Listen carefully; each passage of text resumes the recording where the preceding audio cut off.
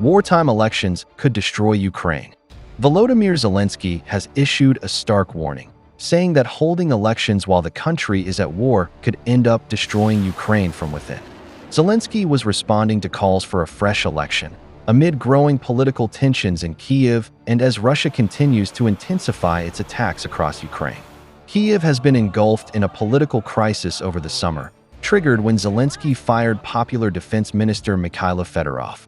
Thousands took to the streets to demand his reinstatement, while Fedorov issued blistering attacks against the army's top brass. The row forced Zelenskyy to sack his commander-in-chief. Then days ago, the ousted Fedorov made a surprise call to find a way to organize elections. Now, Zelenskyy has said holding elections in Ukraine during wartime would risk splitting the country at a time when Russia is amassing ballistic missiles and considering whether to mobilize an extra 300,000 soldiers. I believe that if we want to destroy the country, then during such a war we can move in the direction of elections. I believe that during such a war, elections in general are big risks. Elections right now are a tsunami for the state that will split Ukraine.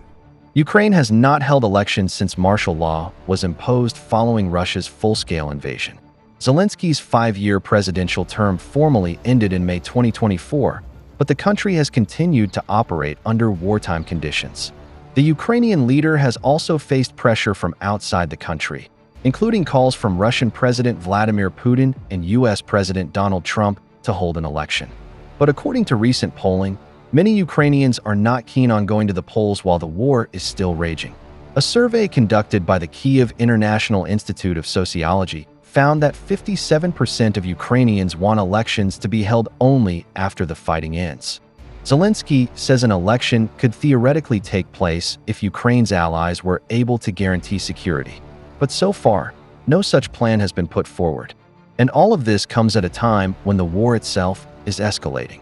Russia has stepped up missile and drone strikes, increasingly using ballistic missiles that are difficult for Ukraine's air defenses to intercept. Ukraine, meanwhile, has intensified its own long-range attacks, targeting Russian energy facilities and logistics infrastructure. Zelenskyy says supplies of crucial interceptor missiles for Patriot air defense systems have dropped significantly, even as Russia continues to build up its ballistic missile arsenal. According to Zelenskyy, Russia is capable of producing around 100 ballistic missiles every month. And with Russian attacks intensifying, civilian casualties have surged to some of their highest levels since the early months of the war.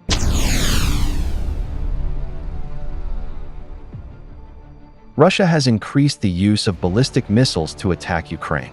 When Russia launches a ballistic missile at Ukraine, air defense systems may have only minutes, and sometimes just seconds, to detect and intercept the threat. That extremely short window is leaving Kyiv and other Ukrainian cities increasingly exposed to devastating attacks. Ukraine says the US-made Patriot air defense system is the only system capable of intercepting these ballistic missiles. But the country says it simply does not have enough Patriot batteries or interceptors to protect all of its territory. And ballistic missiles are particularly difficult to stop. Unlike cruise missiles, which fly more like pilotless aircraft, ballistic missiles are launched like rockets before diving steeply toward their targets at several times the speed of sound. That means defenders have far less time to detect the missile, track its trajectory, and destroy the warhead before it reaches its target. Russia has several types of missiles that pose a major challenge for Ukraine. The Kremlin's main ground-launched ballistic missile is the Iskander-M. Then there is the air-launched Kinzhal missile. Russia has also used S-300 and S-400 air defense missiles against ground targets.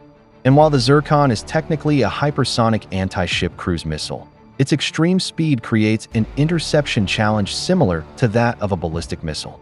So, how does Ukraine try to protect itself from some of Russia's deadliest projectiles? The most capable Patriot system supplied to Ukraine is specifically designed for high-speed missile defense. Its PAC-3 system does not simply explode near an incoming missile. Instead, it uses a highly maneuverable interceptor designed to collide directly with the incoming warhead. That means the Patriot has to detect and track the missile, predict its path, and launch an interceptor within minutes. And sometimes, defenders have only seconds to make the final engagement. According to Ukrainian Air Force spokesman, Patriots are currently the only system in Ukrainian service capable of intercepting Russia's Iskander-M, S-400 and Zircon missiles.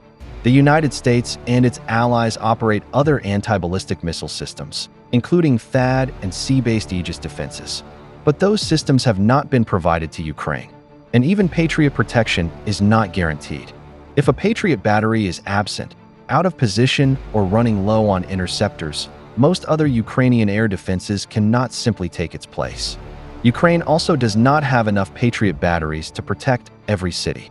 Russia exploits that weakness by combining ballistic missiles with cruise missiles and drones. That forces Ukrainian defenders to track multiple threats at once, while carefully rationing their limited supply of interceptors.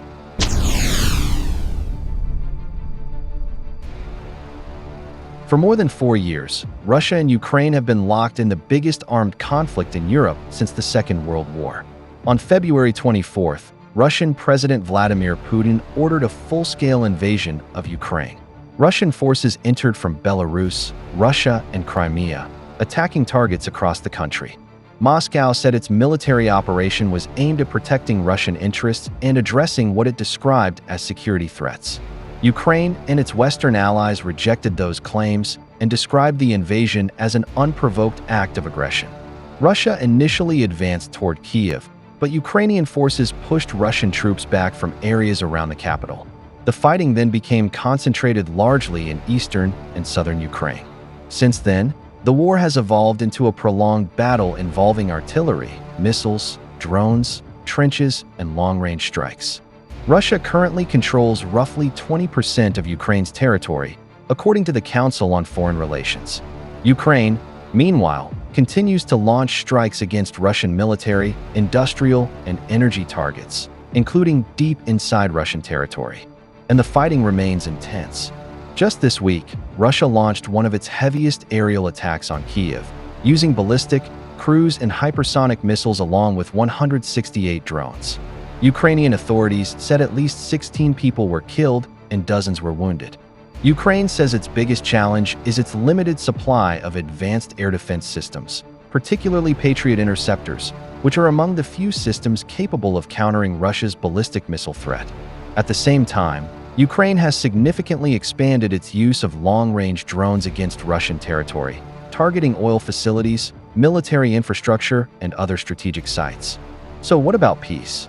There have been diplomatic efforts, including US-mediated discussions, but they have not produced a ceasefire. The two sides remain far apart, particularly over territory and security guarantees for Ukraine. As of August 2026, the war is still continuing, with Russia holding significant Ukrainian territory, Ukraine continuing to resist and strike back, and both sides facing pressure to find a political solution. Russia says it is open to new ideas for peace, but insists any settlement must reflect what it calls the realities on the ground. Ukraine and its allies continue to seek a settlement that preserves Ukraine's sovereignty and provides long-term security guarantees. For now, however, there is no comprehensive ceasefire, and the Russia-Ukraine war remains an active and unresolved conflict.